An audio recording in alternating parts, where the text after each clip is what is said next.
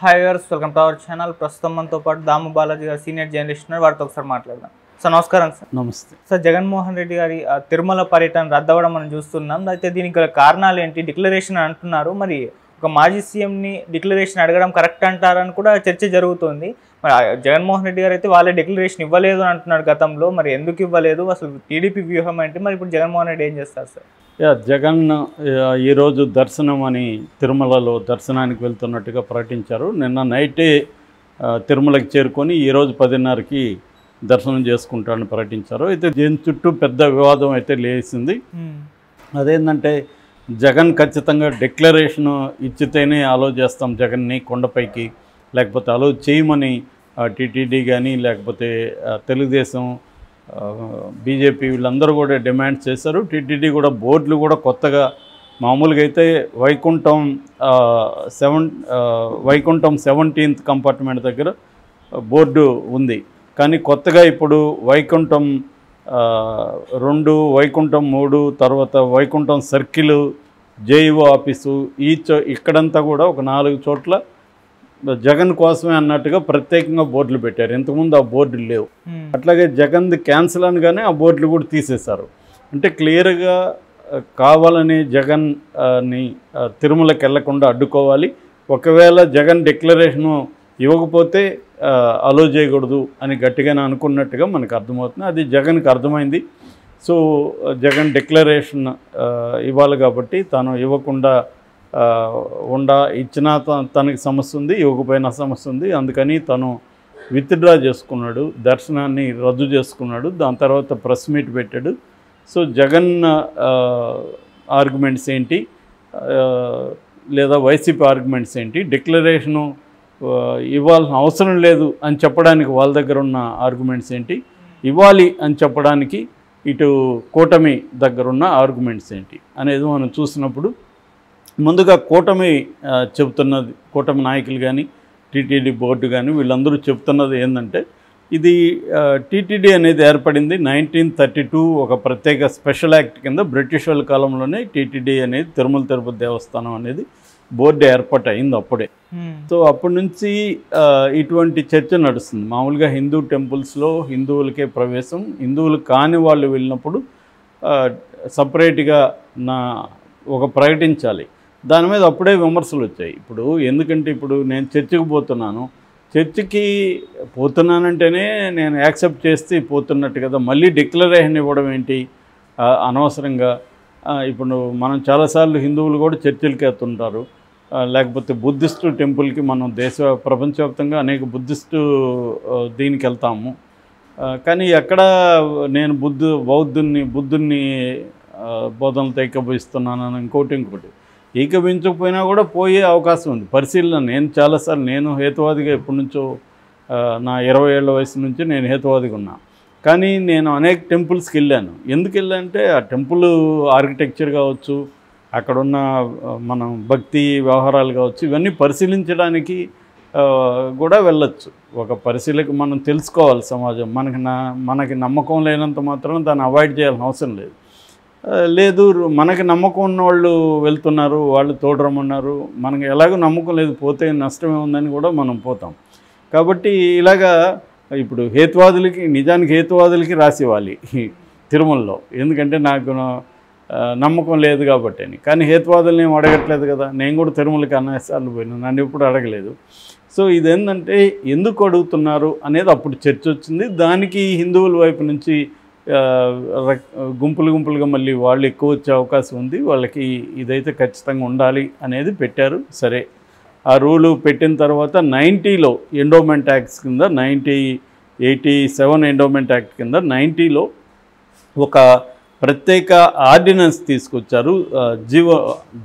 Ordinance కాదు, GO, government order MS 311 అనే ordinance తీసుకొచ్చారు. దాని కింద ఖచ్చితంగా పరాయి మతస్థులు, హిందూయేతర మతస్థులు ఎవరు వచ్చినా కూడా డిక్లరేషన్ ఫామ్లో నాకు వెంకటేశ్వర స్వామి మీద నమ్మకం ఉంది, అందుకే నేను వస్తున్నాను, నా ఫలాని మతం నాది అనేది ఒక డిక్లరేషన్ ఇవ్వాల్సి ఉంటుంది. అదే ఎండోమెంట్ రూల్స్లో 16 కిందకే వస్తుంది. అట్లాగే టీటీడీ చట్టం ఉంది, ఆ టీటీడీ చట్టం కింద రూల్ నెంబర్ 136 కూడా ఇదే చెప్తుంది. సో దీని ప్రకారం చెయ్యాలి. ఇప్పుడు ఒక చట్టం చేసినాక నీకు ఆ చట్టం పట్ల వ్యతిరేకత ఉండొచ్చు, కానీ ఆ చట్టాన్ని ఫాలో అవ్వాలి. రోడ్డుకి లెఫ్ట్లోనే పోవాలనేది ఒక చట్టం ఉంది మనకి. నాకు ఆ చట్టంలో నమ్మకం లేదు, నేను రివర్స్లో వెళ్తాను అంటే కుదరదు కదా. అలాగే ఏదైనా కూడా మనకి ఇష్టం ఉందా లేదా, పౌరులకి ఇష్టం ఉందా లేకపోయినా ఆ చట్టాలని ఫాలో కావాల్సి ఉంటుంది. ఎందుకంటే మనం ఒక వ్యవస్థ ఉంది, ఆ వ్యవస్థకి కట్టుబడి ఉండాల్సిన పరిస్థితి ఉంది. అట్లాగే టీటీడీ ఎండోమెంట్ యాక్ట్ కావచ్చు, టీటీడీ బోర్డుకి సంబంధించిన యాక్ట్ కావచ్చు, ఈ యాక్ట్లు అది పెట్టాయి కాబట్టి దాన్ని నువ్వు వ్యతిరేకించవచ్చు, వ్యతిరేకంగా మాట్లాడచ్చు, కానీ నువ్వైతే ఫాలో కావాల్సింది. సో కాబట్టి ఫాలో కావాలి కదా. జగన్ ఎందుకు ఫాలో కావట్లేదు? జగన్ క్రిస్టియను కాబట్టి డిక్లరేషన్ ఇవ్వాలి, ఎందుకు ఇవ్వడు అనేది వీళ్ళు అడుగుతున్న ప్రశ్న. దానికి వైసీపీ కానీ జగన్ కానీ వీళ్ళు చెప్తున్నది ఏంటంటే, గతంలోనే వైఎస్ రాజశేఖర రెడ్డి 2005లోనే ఫ్యామిలీని అంతా తీసుకొని వెళ్ళాడు. గతంలో కూడా ఆయన అనేక సార్లు వెళ్ళాడు. ఆయన ఉన్నన్ని సార్లు ఆయన 5-6 సార్లు వెళ్ళి పట్టుబత్తులో కూడా పట్టు వస్త్రాలు సమర్పించాడు సీఎంగా. తర్వాత జగన్ సీఎంగా ఉన్నప్పుడు కూడా పట్టు వస్త్రాలను 5 సార్లు సమర్పించాడు. అప్పుడు లేని ఈ నిబంధన అప్పుడెప్పుడు జగన్ అడగలేదు, ఇప్పుడు ఎందుకు వచ్చింది అనేది వైసీపీ వాళ్ళ ఆర్గ్యుమెంట్. దానికి తెలుగుదేశం వాళ్ళు ఏమన్నారంటే, అప్పుడంటే మీ గవర్నమెంట్స్ ఉన్నాయి కాబట్టి మిమ్మల్ని, మీ గవర్నమెంట్ కింద ఉండే బోర్డు కూడా మీరు నియమించిందే కాబట్టి వాళ్ళు మిమ్మల్ని అడగలేదు, ఇప్పుడు మీ గవర్నమెంట్ లేదు కాబట్టి ఇప్పుడు అడుగుతున్నామనేది వీళ్ళు. దానికి వైసీపీ వాళ్ళు చెప్పే సమాధానం ఏంటి? టీడీపీ గవర్నమెంట్ ఉన్నప్పుడు కూడా అంతకుముందు 2012లో కూడా జగన్ ఎంపీగా ఉన్నప్పుడు కూడా వెళ్ళాడు, అప్పుడు అడగలేదు. అట్లాగే 14లో వెళ్ళాడు, 14లో చంద్రబాబు ప్రభుత్వమే ఉంది, అప్పుడు అబ్జెక్షన్ లేదు. 17లో మళ్ళీ వెళ్ళాడు జగన్, అప్పుడు కూడా లేదు. అంటే తెలుగుదేశం అధికారం ఉన్నప్పుడు కూడా జగన్ తిరుమలకి వెళ్ళాడు, కానీ ఇప్పుడు అతన్ని ఇది డిక్లరేషన్ ఇవ్వలేదని అడ్డుకోలేదు. కాబట్టి అప్పుడు లేని రూల్ ఎందుకు ఇప్పుడు వచ్చింది అనేది ఒక ప్రశ్న. రెండో ప్రశ్న, సోనియా గాంధీ 2006లో వెళ్ళినప్పుడు ఆమె డిక్లరేషన్ ఇవ్వలేదు, ఆమెను ఎవరు అడగలేదు, మరి ఆమెను ఎందుకు అప్పుడు అడగలేదు? సో అట్లాగే మోడీ వీళ్ళతో కలిసి జగన్ వెళ్ళాడు, అప్పుడు ఇదే బీజేపీ, ఇదే పురంధరేశ్వరి అప్పుడెందుకు డిమాండ్ చేయలేదు? మోడీతో అమిత్ షాతో కలిసి జగన్ తిరుమలకి వెళ్ళాడు కదా, అప్పుడెందుకు మీరు అడగలేదు? అప్పుడు మోడీ అమిత్ షా కంటే పెద్ద హిందుత్వవాదులు ఎవరు లేరు కదా, మరి వాళ్ళు ఎందుకు దీన్ని చెప్పలేదు చేయమని, ఇప్పుడు ఎందుకు అడుగుతున్నారు అనేది వాళ్ళ వాదన. అట్లాగే అనిత, ఫర్ ఎగ్జాంపుల్ వంగలపూడి అనితని టీటీడీ బోర్డు మెంబర్గా చేయాలనుకున్నప్పుడు ఆమె క్రిస్టియన్ అని విమర్శలు వస్తే ఆమెని తీసేశారు. ఆమె తర్వాత ఆమె వెళ్ళింది తిరుమలకి, ఆమెను ఎవరు డిక్లరేషన్ అడగలేదు. ఇలాగా వీళ్ళు కూడా ఆర్గ్యుమెంట్స్ చేస్తున్నారు. అంటే ఇక్కడ ఏమైందంటే, మామూలుగా అయితే తిరుమల అనేది రాజకీయాలకు అతీతంగా ఒక ఇదిగా ఉండాలనేది అంటారు, కానీ ఈ దేశంలో హిందూ మతం, ఏ మతం కానీ, హిందూ మతం కానీ క్రిస్టియన్ కానీ ఏ మతం కూడా రాజకీయాలకు అతీతంగా ఎప్పుడూ లేదు చరిత్రలో అంటారు. కానీ ప్రతిసారి కూడా మతాల చుట్టూ, గుళ్ళ చుట్టూ రాజకీయాలు అనేవి ప్రతి హిస్టారిక్ పీరియడ్లో కూడా మనం చూసుకోవచ్చు. ఆ రాజకీయాలు అనేది ఖచ్చితంగా ఉంటాయి. మతం రాజకీయాలకి దూరంగా ఉండాలనేది ఒక మంచి ఆదర్శం కావచ్చు, కానీ అది ఎప్పుడు కూడా ఉనికిలో అయితే లేదు. సో ఇవాళైతే ఇంకా బీజేపీ తర్వాత హిందుత్వ సంఘాలు ఇవన్నీ బలపడిన తర్వాత అయితే ఇంకా హిందుత్వ చుట్టూనే రాజకీయాలు ఉన్నాయి. ఇవాళ బీజేపీ హిందుత్వం లేకపోతే బీజేపీ మనుగడే లేదు అసలు. సో ఆ కాంటెక్స్ట్లో చంద్రబాబు కూడా దీన్ని రాజకీయాల కోసమే ఉపయోగించుకున్నాడు, జగన్ కూడా దీన్ని రాజకీయాల కోసమే ఉపయోగించుకున్నాడు, పవన్ కళ్యాణ్ అదే పని చేస్తున్నాడు, అందరూ అదే. నేను చాలాసార్లు చెప్తుంటాను, రాజకీయ పార్టీలో ఒక పార్టీకి ఇంకో పార్టీకి ఏ విషయంలో కూడా పెద్ద తేడా లేదు, డిగ్రీస్లో తేడా ఉంటుంది అంతే. అంటే కొన్ని విషయాల్ని కొంతమంది ఎక్కువ ఉపయోగించుకోగలుగుతారు, కొంతమంది తక్కువ ఉపయోగించుకోగలుగుతారు, అంత తప్ప బేసిక్ తేడా అయితే ఏ పార్టీకి లేదు. సో ఇప్పుడు అంటే చంద్రబాబు నిన్న కూడా చెప్పాను నేను, తనకి ఈ 100 రోజుల పరిపాలన కావచ్చు, స్టీల్ ప్లాంట్కి సంబంధించిన ఆందోళన పెరగడం కావచ్చు, ఇట్లాంటి విషయాల్ని డైవర్ట్ చేయడానికి కోసం చంద్రబాబు లడ్డు వ్యవహారం తీసుకొచ్చాడు. నిజానికి చంద్రబాబు సీరియస్గా లడ్డులో ఇది జరిగిపోతుంది అనగానే బాధ ఉంటే దాని మీద ఆయనే సిబిఐకో లేకపోతే సుప్రీంకోర్టుకో లెటర్ రాసి దీన్ని తేల్చమనాలి. ఆ పని చేయకుండా ఆయన ఒక పొలిటికల్ మీటింగ్లో క్యాజువల్గా దాన్ని ఎత్తడం, అది కూడా 2 నెలలకు ముందు వచ్చిన రిపోర్ట్ని బేస్ చేసుకొని 2 నెలల తర్వాత టైమింగ్ చూసుకొని మాట్లాడడం, అందుకే క్లియర్గా రాజకీయాలు చేశాడనేది అర్థమవుతుంది. దాన్ని ఎదుర్కోవడానికి జగన్ కూడా రాజకీయాలే చేస్తున్నాడు. నిన్న జగన్ ప్రెస్ మీట్లో మాట్లాడుతూ కూడా నాలంటి వాడిని ఆపారంటే ఇంక దళితులకి గుళ్ళల్లో ప్రవేశం ఉంటుందా అని అడిగాడు. నిజానికి అది రాంగ్ స్టేట్మెంట్. దళితులకి తిరుమలలో అయితే ఎప్పుడు అడ్డుకోలేదు. కాకపోతే మిగతా చాలా టెంపుల్స్లో దళితులకి గుళ్ళల్లో ప్రవేశం ఇప్పటికి కూడా లేదు, అదైతే నో డౌట్. ఇప్పుడు చాలా విలేజ్లు ఉంటాయి, ఆ విలేజ్లో దళితులు కూడా ఆ గుళ్ళకి పోవడానికి ట్రై చేయరు. వాళ్ళకేవో వాళ్ళ టెంపుల్లు ఉంటాయి, సామరస్యంగా నడిచిపోతుంది. వీళ్ళిల్లి వాళ్ళ టెంపుల్లోకి వెళ్దాం అనుకున్నప్పుడు ఖచ్చితంగా అక్కడ కూడా విభేదాలు గొడవలు వస్తాయి, అక్కడక్కడ వస్తూ కూడా ఉన్నాయి.